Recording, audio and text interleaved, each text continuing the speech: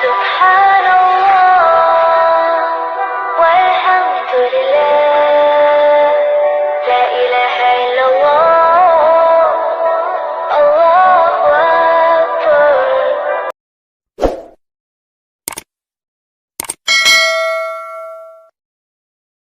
الرجیم بسم اللہ الرحمن الرحیم وَإِن يَمْسَسْكَ اللَّهُ بِضُرٍّ فَلَا كَاشِفَ لَهُ إِلَّا هُوَ وَإِن يُرِدْكَ بِخَيْرٍ فَلَا رَادَّ لِفَضْلِهِ يُصِيبُ بِهِ مَن يَشَاءُ مِنْ عِبَادِهِ وَهُوَ الْغَفُورُ الرَّحِيمُ. صدق اللہ العظیم. اللہم صلی علی سیدنا و مولانا محمد و آلہ و اصحابہ و بارک وسلم. اور اگر پہنچائے تجھے اللہ تعالیٰ تکلیف تو نہیں کوئی دور کرنے والا اسے بجز اس کے، اور اگر ارادہ فرمائے تیرے لیے کسی بھلائی کا تو کوئی رد کرنے والا نہیں اس کے فضل کو. سرفراز فرماتا ہے اپنے فضل و کرم سے جس کو چاہتا ہے اپنے بندوں سے، اور وہی بہت بخشنے والا ہمیشہ رحم فرمانے والا ہے. پیچھے جو ہم طویل مضمون پڑھ رہے ہیں توحید اسلام کے حق ہونے، میرے محبوب اسلام کی نبوت کے اعلان کا، اللہ سونے نے آگے ایک دو آیت رہتی ہیں، دو آیتیں ہیں سورہ مبارکہ کے اختتام میں. ہمیشہ طور پر اللہ سونے نے اپنے بندوں کو اپنی رحمت کی طرف بلایا ہے، اپنی بارگاہ سے ناطہ جوڑنے کا حکم دیا ہے. ہم قرآن مقدس کا فلسفہ پڑھیں. اللہ سونا اپنے نافرمانوں، اپنے نہ ماننے والوں، کافروں، مشرکوں، ظالموں کو انتہا سخت وعیدیں سناتا ہے، دردناک عذاب کے معاملے سے ڈراتا ہے، اور ساتھ ہی ہمیشہ قرآن کا اسلوب ہے اپنی رحمت کی طرف بلاتا ہے. اللہ سونا اپنے غضب کا اظہار کرتا ہے، اپنی ناراضگی کا اظہار کرتا ہے، اور ساتھ ہی دنیا میں اس بات کا احساس دلاتا ہے انسان تیرے پاس موقع ہے، تو میری بارگاہ سے رجوع کر لے. تو جتنا بھی متشدد کافر ہے، منافق ہے، مشرک ہے، گناہگار ہے، ظالم ہے، میری بارگاہ سے جڑ جا، میں تجھے بخش دوں گا اور مجھے کوئی پرواہ نہیں ہے. آج کی آیہ مقدسہ بھی اسی مضمون کو آسن انداز میں بیان فرما رہی ہے.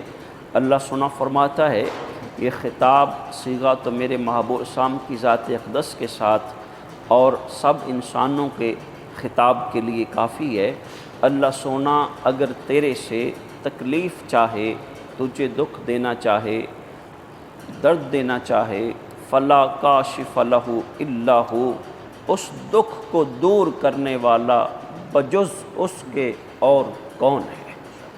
یہ اللہ سونا انسان کو مخاطب فرماتا ہے، اور بڑا حسین انداز ہے کہ انسان جب تجھے کوئی تکلیف، مصیبت، دکھ، بیماری، نقصان، کسی بھی صورت میں تجھے پریشانی آتی ہے، اس پریشانی سے اس ذات وحدہ لا شریک کے سوا تجھے نکالنے والا کون ہے. یہ اللہ سونے کا وہ حسین انداز ہے کہ انسان تو دکھ، تکلیف، مصیبت میں جتنا بھی چارہ لگا لے، جیسا بھی تو راستہ اپنا لے، جب تک اس کا ارادہ اس دکھ سے دوری کا نہیں ہے تو اس مصیبت سے نکل نہیں سکتا. اور اس کو ہم آسن انداز میں آج کے وقت میں جو ہمارے ہاں تعویذ گنڈے کا بہت شدید فتنہ پھیلا ہوا ہے، ہر روز ہی میں عرض کر دوں، جو بھی صاحب آتا ہے، پڑھا لکھا ہو نہ پڑھا لکھا ہو، خاتون پڑھی لکھی ہو یا نہ پڑھی لکھی ہو، وہ اس قدر متشدد ہیں نا اس معاملے میں، فلاں نے کر دیا، فلاں نے کر دیا، فلاں نے کر دیا، ان کے سوا انہیں کوئی بات ہی نہیں. میاں صاحب اللہ سونا ہمارے مرشد پہ رحمت فرمائے، وہ بات سنتے تھوڑی سی ہیں اس میں، وہ فرماتے ہیں اچھا چلو تیری بات کو بڑا کرتے ہیں، مان لیا اس نے تکلیف، اس نے تعویذ کر دیا، اس تعویذ میں اثر کس نے ڈالا؟ اب اس تویز میں اگر اثر ہو گیا ہے، تیرا برا چاہا گیا ہے، تیرے ساتھ برا ہو گیا ہے، اس برائی کو دور کرنے والا کون ہے؟ تم اللہ کی پناہ کیوں نہیں مانگتے؟ یعنی اگر تیرے ذہن گمان میں آ گیا کہ فلاں نے مجھے ایسے کر دیا، فلاں نے مجھے یوں کر دیا، یوں کر دیا، اللہ کی بارگاہ سے کیوں نہیں جڑتے؟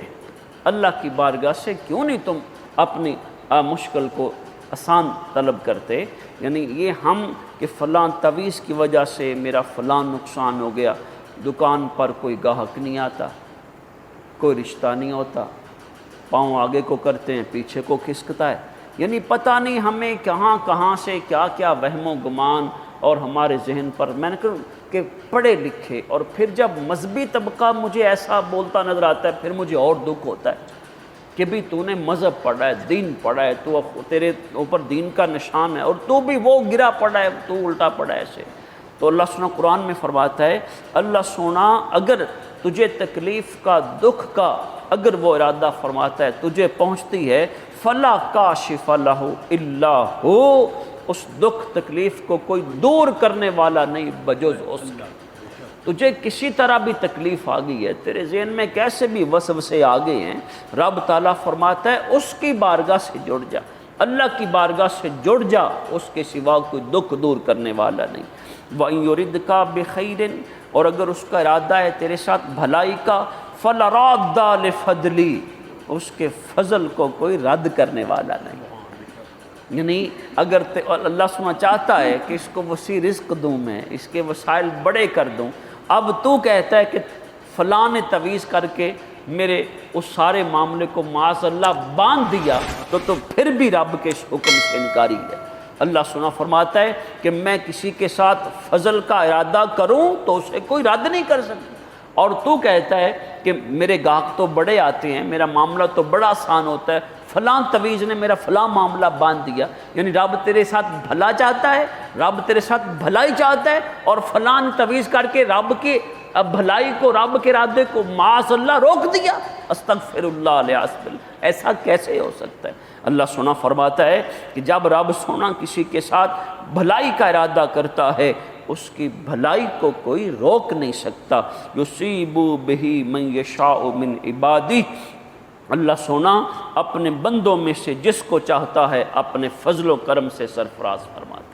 یعنی اے انسان، اے مسلمان، بالخصوص اپنے ایمان کو سمجھا، اپنے ایمان کو سنبھال۔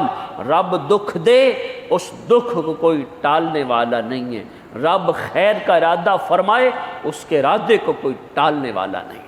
اس بات پہ جب تو ڈٹ جائے گا کہ دکھ میرے اللہ سونے کی مشیت کے بغیر مجھے نہیں پہنچتا، اور دکھ آتا ہے تو اس کے سوا کوئی ٹالتا نہیں ہے، اور اللہ کا ارادہ میرے ساتھ بھلائی کا ہے، اچھے رشتے کا ہے، اچھے کاروبار کا ہے، عزت کا ہے، صحت کا ہے، رب دینا چاہتا ہے تو معاذ اللہ کوئی اسے روک نہیں سکتا۔ اللہ سنا فرماتا ہے میں جس بندے کو چاہتا ہوں اپنے بندے میں سے، اللہ سنا اس کو عطا فرماتا ہے۔ اور جو آیا مقدسہ کے آخری لفظ ہیں وہ انسان کو مزید جھنجھوڑتے ہیں، وَهُوَ الْغَفُورُ الرَّحِيمُ، وہ بخشنے والا، رحم کرنے والا ہے۔ اللہ سونا نے سابقہ انبیاء میں سے کسی پیغمبر پر یہ وحی بھیجی کہ اے میرے پیغمبر، اپنی امت کے اہل طاعت کو کہہ دو اپنے اعمال پر بھروسہ نہ کرو، جو فرما بردار ہیں، میرے پیغمبر تیری ماننے والے ہیں، تیرے راستے پہ چلنے والے ہیں، میری بندگی کرنے والے ہیں، اپنے اعمال پہ بھروسہ نہ کرو۔ اللہ سبحانہ نے فرمایا اپنے پیغمبر کو جو گناہ گار ہیں نا وہ میری رحمت سے مایوس نہ ہو۔ جو اعمال خیر کرنے والے ہیں اپنے اعمال پہ بھروسہ نہ کریں، اور جو گناہ گار ہیں وہ اپنے اعمال سے مایوس نہ ہوں۔ میں بڑے بڑے گناہ معاف کر دیتا ہوں، مجھے کوئی پرواہ نہیں۔ اور مفسرین نے بالخصوص ان الفاظ کے تحت فرمایا کہ اے انسان، جو اللہ سبحانہ نے فرمایا وَهُوَ الْغَفُورُ الرَّحِيمُ، اگر تیرے اعمال کی پاداش میں تجھے کوئی دکھ آتا ہے یا اللہ کی طرف سے ابتلا آتی ہے تو تب بھی اس کی بارگاہ سے بخشش مانگ، تب بھی اس کی بارگاہ سے بخشش مانگ۔ اگر تو اللہ سے فضل چاہتا ہے، اس کا کرم چاہتا ہے، تب بھی اس کی بارگاہ سے بخشش مانگ۔ تو اللہ سے اپنی تکلیف، اپنی بدحالی، اپنی بے حالی کو اچھے حال میں بدلنا چاہتا ہے تو اس کی بارگاہ سے معافی مانگ، اور اگر تو اللہ کا فضل و کرم چاہتا ہے تب بھی اس کی بارگاہ سے معافی مانگ۔ وہ الرحیم ہے، وہ بہت رحم فرمانے والا ہے، وہ ہمیشہ رحم فرمانے والا ہے۔ اور پھر یہاں تک کہا گیا کہ اللہ سونا جو تجھے کسی بھی طرح سے، جیسا ہم قرآن مقدس میں آگے پڑھتے ہیں، اللہ سونا فرماتا ہے ہم نے ان کو تکلیف میں، مصیبت میں، آیت کا مفہوم یہ ہے، اس لیے جکڑ لیا تاکہ وہ ہماری بارگاہ میں زاری کرے، ہماری بارگاہ میں معافی طلب کریں۔ یعنی اللہ فرماتا ہے ہم نے حالات کے کٹھن ان کو دی تاکہ ہماری بارگاہ سے جڑ جائیں، معافی مانگیں۔ اے انسان، تجھے ٹھوکر بھی لگتی ہے نا، تیرے ناخن کو خراش بھی آتی ہے نا، تیرے وجود کو ہلکا سا کوئی تجھے سر درد ہوتا ہے نا، تجھے کچھ اپنے وجود کے ساتھ، مال کے ساتھ، اولاد کے معاملے میں، عزت کے معاملے میں کوئی پریشانی آتی ہے، فوری اللہ کی بارگاہ سے جڑ جا، ہو میری غفلت کا نتیجہ ہے، فوری ہو میری کسی ایسی نادانی کا جو اللہ سونے کو پسند نہیں ہے۔ اے اللہ، میں اپنے جانتے ہوئے گناہوں سے بھی تیری بارگاہ میں معافی مانگتا ہوں، اور ایسے گناہ جن کو میں نہیں جانتا، نہیں سمجھتا، مولا میں ان گناہوں کی بھی تیری بارگاہ میں معافی مانگتا ہوں۔ الرحیم، وہ رحم فرمانے والا۔ میرے محبوب نے فرمایا اللہ سونا دنیا میں جس کے گناہوں پر پردہ رکھتا ہے، حشر میں بھی پردہ رکھے۔ اسلام نے کہا، میرے محبوب کی حدیث کثرت سے اس پر دال ہیں کہ اے انسان اپنے گناہوں کا اظہار نہ کر۔ میرے محبوب نے فرمایا رب تعالیٰ ہر کسی کو معاف کر دے گا، لیکن ظاہر کرنے والوں کو نہیں۔ ظاہر کرنے والے کون؟ جو رات کو گناہ کرتے ہیں، صبح آ کے بیان کرتے ہیں رات مجھ سے یہ گناہ ہو گیا یا میں نے گناہ کر لیا۔ اے انسان، اگر تجھ سے کوئی غفلت ہو جاتی ہے، تیرے سے کوئی گناہ ہو جاتا ہے، اس کو بیان نہ کر، لوگوں کو اس پر گواہ نہ بنا۔ اللہ نے چھپایا ہے تو چھپا رہنے دے، اس کی بارگاہ میں چپ کے معافی مانگ۔ اور میں نے حدیث مبارکہ سنائی، حشر کا دن ہوگا، وہ حدیث کے الفاظ مختلف الفاظ والے ہیں۔ ایک تو یوں ہے جو آج میں نے حدیث پڑھی، اللہ سنا اس پر اپنی رحمت کا ہاتھ رکھ لے گا۔ ایک حدیث میں پڑھا اللہ سنا اس کو اپنی رحمت میں ڈھانپ لے گا۔ ایک حدیث میں پڑھا کہ اللہ سنا اسے اپنی رحمت میں ڈھانپ لے گا کہ اس کے اتنے اتنے پاؤں پیچھے عوام کو نظر آئیں گے۔ اللہ سنا اس کے سامنے اس کی بدعمالیاں کرے گا۔ ہاں بھئی، انہیں پہچانتا ہے، وہ بندہ اقرار کرے گا مولا یہ میرے پاپ ہیں۔ اور ایک حدیث کے الفاظ ہیں وہ دل میں سمجھے گا تو پھنس گئے۔ اللہ سنا فرمائے گا جب میں نے دنیا میں تجھ پر پردہ رکھا، میں آج بھی پردہ رکھتا ہوں، جا میں تجھے معاف کرتا ہوں۔ یہ نیکیاں پکڑ، اپنی نیکیاں پکڑ، یہ تیری نیکیاں ہیں، جا میں ان کو بڑھا چڑھا کے میری رحمت میں آ جا۔ یہ اللہ سونے کا فضل و کرم ہے، اللہ سونے کی رحمت ہے۔